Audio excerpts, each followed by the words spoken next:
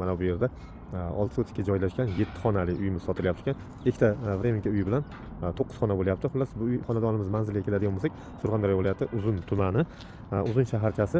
Mana ko'ryapsizlar, mana bu Dehqon bozori. Dehqon bozoridan kirganimizda, xullas eski nomi Gagarin ko'cha, hozir yangi nomi Shodlik ko'chasi 10-xonadon. Bu xonadonimizni qisqacha arzor qiladigan bo'lsak, mana darvozaga kirmasdan turib, mana bu yerda ko'ryapsizlar, kichkinagina огородchasi bor. Mana chiroyli qilib решетkalar qilingan, konditsionerlari bor. Konditsionerlar qoladi deyapti ichida. Mana darvozadan kirganimizda mana patologlarga e'tibor qilamiz. Bundan keyingi ko'cha Mol bozor ko'chasi bo'lyapti. Mana bu eski Dehqon bozoridagi 5 etajga domlari. Xullas kirganimizda mana bu yerda suvlar yer tagidan suv chiqargan aqlli motorlari.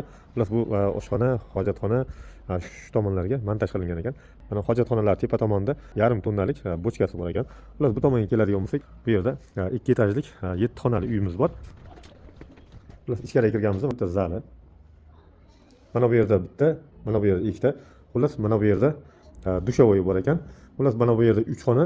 Mana tepaga keladigan bo'lsak, mana bu yerdan chiqib borganimizda, mana tepada bitta katta zali bor mana bu yerda. Mana bu yerda 3 xonasi bor ekan.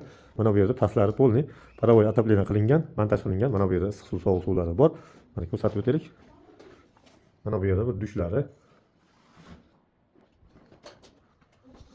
Tashqari tomonga chiqadigan bo'lsak, mana bu yerda hali aytgandek ikkita Vremenka xonasi, konditsionerlar bor. Gazlar kelib tushgan, tabiiy oqma gazlar.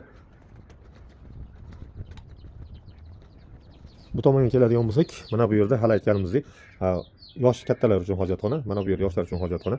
Mana ko'ryapsizlar, suvlar montaj bo'lgan. Mana bu tepasida yarim tonnalik bochkasi bor ekan. Mana bu yerda kolodislari. Mana bu yer tashqaridagi hammom bo'lyapti. Mana bu yerda katta qo'yxonasi, mana ikkinchi etaj polniy somonxona ekan. Mana qo'yxonasi.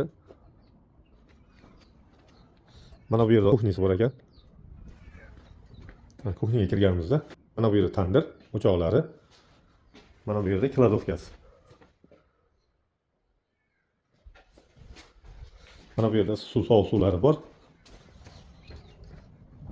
Xullas bu xonadonimizni bahosiga keladigan bo'lsak, $110,000 deyapti. Ya'ni kelishiladigan joy bor. Qiziqqanlar uchun shu videoning tagiga telefon raqamlarini qoldirib o'tib ketamiz. Bizni kuzatishda davom etinglar.